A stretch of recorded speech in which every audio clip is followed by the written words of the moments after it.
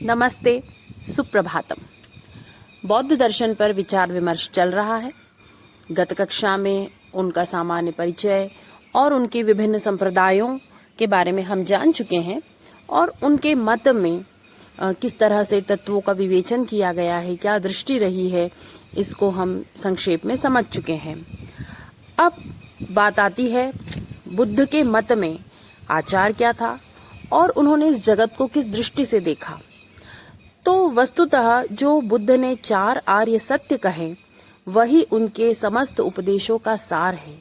उसी का यदि हम सूक्ष्म अवलोकन करते हैं, उनका गहन अध्ययन करते हैं, तो हम यह जान पाते हैं कि बुद्ध की दृष्टि में जगत का क्या स्वरूप रहा होगा और उन्होंने जगत के इन दुखों से मुक्त होने के लिए क्या मार्ग कहा होगा।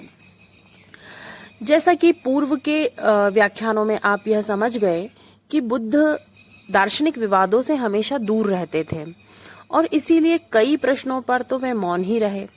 इन प्रश्नों का संग्रह पोट्टपाद सुत्त नामक ग्रंथ में मिलता है और इन प्रश्नों की एक संज्ञा है, विशेष उनका एक नाम है जिन्हें अव्याक्तानि कहते हैं। वे अव्यक्त हैं, उनके बारे में कुछ नहीं कहा जा सकता। और ये प्रश्न किस तरह के हैं, जैसे कि क्या यह संसार शाश्वत है या अशाश्वत है, या शांत है, अनंत है, नित्य है, आत्मा क्या है, आत्मा या शरीर एक है या भिन्न है, मृत्यु के बाद हमारा क्या होता है, क्या पुनर्जन्म होता है या पुनर्जन्म नहीं होता है, या हम किसी और लोक में वास करते हैं। इस तरह के कई सारे प्रश्न बौद्ध मत में अव्याक्तानि के नाम से संग्रहित किए गए हैं। इनकी संख्या भी बताते हैं कि ये प्रश्न 10 थे या इनकी कोटियां बना देने से ये लगभग 16 प्रश्न हो जाते हैं। तो इन प्रश्नों का उत्तर बुद्ध ने नहीं दिया क्योंकि उनका यह कहना था कि व्यवहार की दृष्टि से इनका कितना भी विवेचन कर दो वह निष्फल ही होगा। और एक उदाहरण के माध्यम से भी समझाते हैं कि जैसे कि कोई हमारे पैर में कांटा चुभ गया जिससे हमें महती पीड़ा का अनुभव हो रहा है और अब हम उस कंटक को निकालने के बजाय हम यह सोच रहे हैं कि यह कांटा कौन से पौधे का होगा या इसमें किस प्रकार का विष होगा या इस विष का प्रभाव कितनी देर में होगा या ये विषाक्त है भी या नहीं है। इस तरह के प्रश्नों पर हम विचार विमर्श कर रहे हैं और उस कंटक को नहीं निकाल रहे हैं।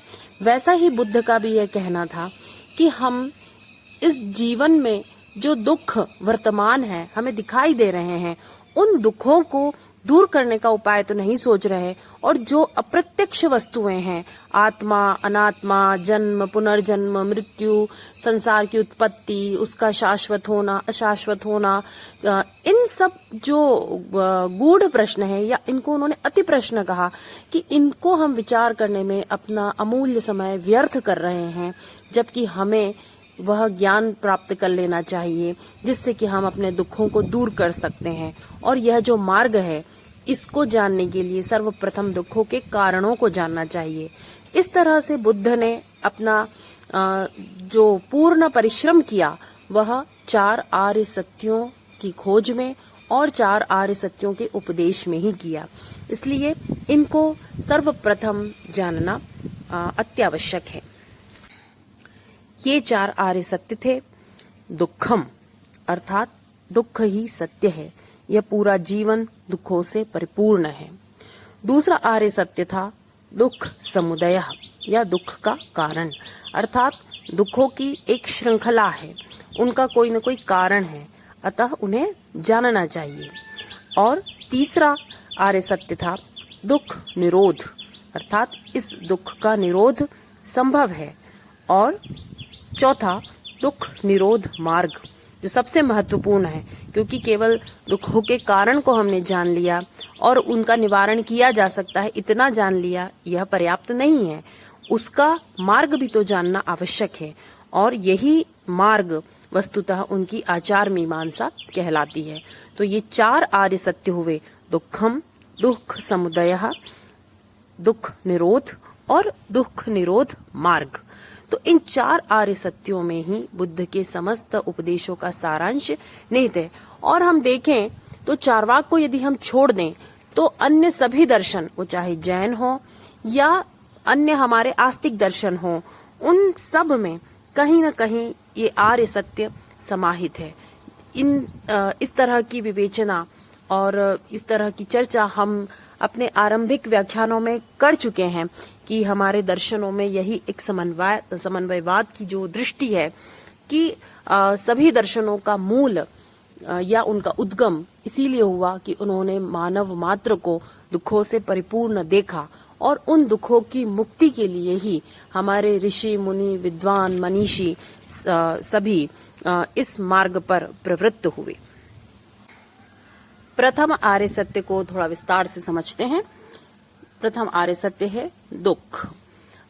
हम जैसे बुद्ध का जो सामान्य जीवन जानते हैं और उनकी जीवन की जो कथा है कि वे जब अपने राजमहल से बाहर निकले और उन्होंने जीवन के दुखमय दृश्यों को देखा तो रोगी, दुर्बल, जरा, मरण, इन सब दृश्यों को देखकर उनके हृदय में विकलता उत्पन्न हो गई और उन्होंने यह सोचा कि यह जीवन तो अंततः दुखमय ही है, क्योंकि जब वे अतीत में धीरे धीरे जाने लगे या वे इन दुखों के कारणों को देखने लगे तो उन्हें लगा कि जीवन में जो कुछ सुख भी दिखाई दे रहा है उसकी परिणति अंततः दुख में ही होनी है। जन्म हुआ है तो मृत्यु होगी, यौवन प्राप्त हुआ है तो जरावस्था भी प्राप्त होगी, कोई भी वस्तु प्राप्त हुई है तो जब भी उस वस्तु से वियोग होगा वह दुख ही प्रदान करेगी।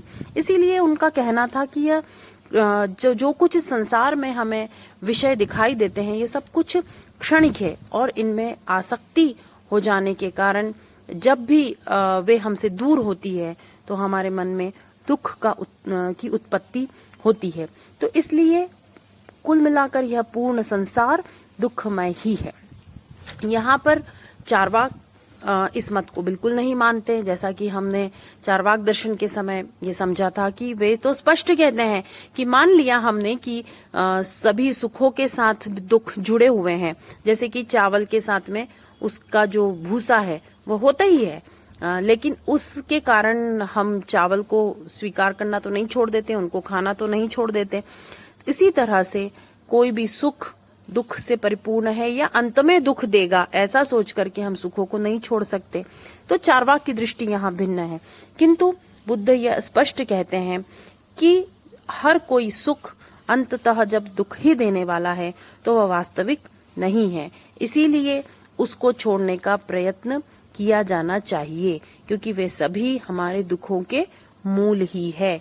तो सबसे पहले मनुष्य को आगे के मार्ग पर चलने के पहले ही प्रथम सोपान पर ही यह विश्वास करना होगा, यह स्वीकार करना होगा कि यह जीवन और इस संसार के समस्त विषय दुख पूर्ण है, दुख से परिपूर्ण है, दुख के ही मूल है, हेतु हैं। जब प्रथम सोपान दृढ़ हो गया तो द्वितीय आर्य सत्य या द्वितीय सोपान कहा, वह है द्वादश निदान, या जिसको उन्होंने कहा दुख समुदय या दुखों का कारण या एक श्रृंखला। तो यह जो कारण उन्होंने खोजे इन्हीं को द्वादश निदान के नाम से भी जाना जाता है। ये 12 कारणों की एक श्रृंखला है, इसी को भव चक्र भी कहा जाता है और यह बौद्ध दर्शन का अति महत्वपूर्ण सिद्धांत है।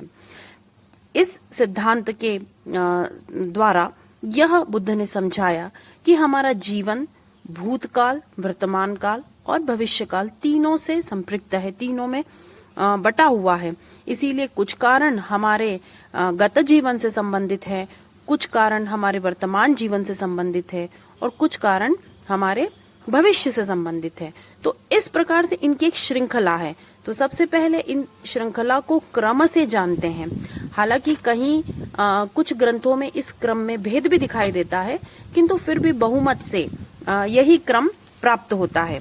तो इनके नाम है सर्वप्रथम अविद्या, फिर संस्कार, उसके पश्चात विज्ञान, फिर नाम रूप, षडायतन, स्पर्श, वेदना, तृष्णा, उपादान, भव, जाति और जरा मरण।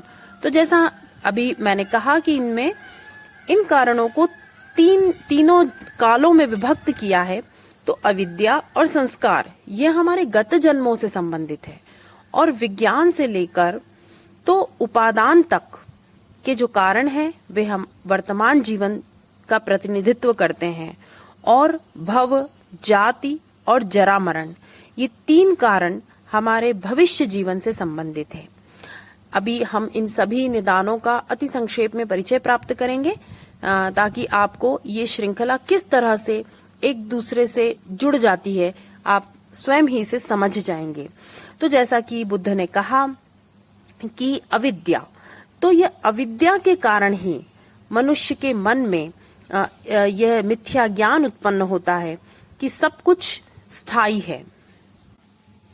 संसार के सभी क्षणिक दुख देने वाले सारहीन पदार्थों को, विषयों को मनुष्य हमेशा सुख देने वाला और सार युक्त समझ लेता है। यही अविद्या या मिथ्या ज्ञान है, और वस्तुतः जन्म का मूल कारण भी यही है।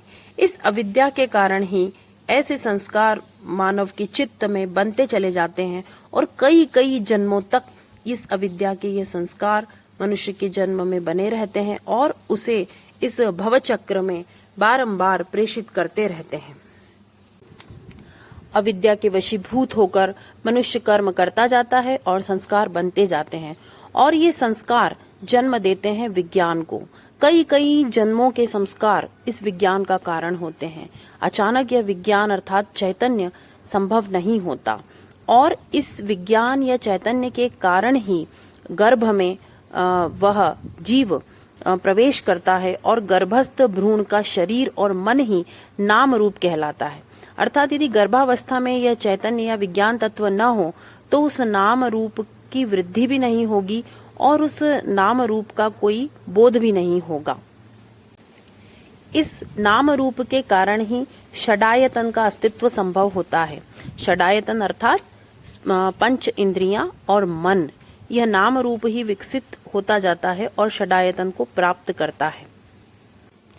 इस षडायतन के होने के कारण ही, अर्थात यदि हमारे पास शरीर है, मन है, तभी हम विषयों का स्पर्श कर पाते हैं, और जब विषयों का स्पर्श होता है तो उनसे वेदना भी उत्पन्न होती है। अनुकूल वेदना ही सुख कहलाती है और प्रतिकूल वेदना ही दुख कहलाती है। और एक बार जब यह वेदना उत्पन्न हो गई, इसको मनुष्य जान गया, तो बार बार उन विषयों को भोगने की उसकी इच्छा होने लगती है, और यही तृष्णा कहलाती है। इस तृष्णा का कारण उपादान है। उपादान अर्थात उन विषय भोगों से सर्वदा चिपके रहने की जो हमारी एक अभिलाषा हो जाती है कि ये कभी भी ये विषय भोग हमसे दूर न हो। तो इस तरह से यह उपादान उस तृष्णा को निरंतर बढ़ाता ही रहता है, और मनुष्य पूरे जीवन यही सब कुछ करता रहता है। और न केवल इस जन्म में बल्कि जन्म जन्मांतर में इन विषय भोगों को मनुष्य छोड़ना नहीं चाहता, और इसी कारण से उसके अंतःकरण में भव अर्थात जन्म लेने की इच्छा सर्वदा विद्यमान रहती है। और इस जन्म लेने की इच्छा अर्थात भव के कारण ही जाति अर्थात उसका जन्म होता है, और यदि जन्म हुआ है तो जरा मरण तो होगा ही। तो आप अब ये स्वयं समझ गए होंगे कि किस तरह से ये कड़ियां एक दूसरे से जुड़ी हुई है। हम चाहे इसको अविद्या से आरंभ कर लें, चाहे हम जरा मरण से आरंभ कर लें। जरा मरण होने के बाद पुनः वही अविद्या जिसके संस्कारों के कारण फिर से वही विज्ञान की उत्पत्ति, फिर वही नाम रूप, फिर षडायतन, स्पर्श, वेदना, तृष्णा, उपादान, और फिर उस उपादान के कारण बार बार जन्म लेने की इच्छा, और फिर जन्म होना। तो ये कैसे भी इस चक्र को घुमाया जाए, ये कारण एक दूसरे से जुड़े हुए हैं। ये बुद्ध का अति महत्वपूर्ण सिद्धांत है, और ये भारतीय दर्शन को एक बुद्ध की कह सकते हैं कि बहुत अपूर्व उनकी एक देन है, क्योंकि इसके कारण उन्होंने यह बताया कि हमारे मन में जो एक वासना निहित होती है उसी के कारण हमारा जन्म होता है। ऐसे ही अकस्मात कुछ तत्वों के मिल जाने से जन्म हो जाता है, इस तरह की बात नहीं है। और उनके इस सिद्धांत का प्रभाव पाश्चात्य दर्शन पर भी देखने को मिलता है। और इस दृष्टि से बुद्ध ने संसार को परिवर्तनशील भी माना है और बहुत सारे कारणों का प्रतिफल माना है। आर्य सत्यों की अर्ध यात्रा को हम अगली कक्षा में पूर्ण करेंगे। धन्यवाद।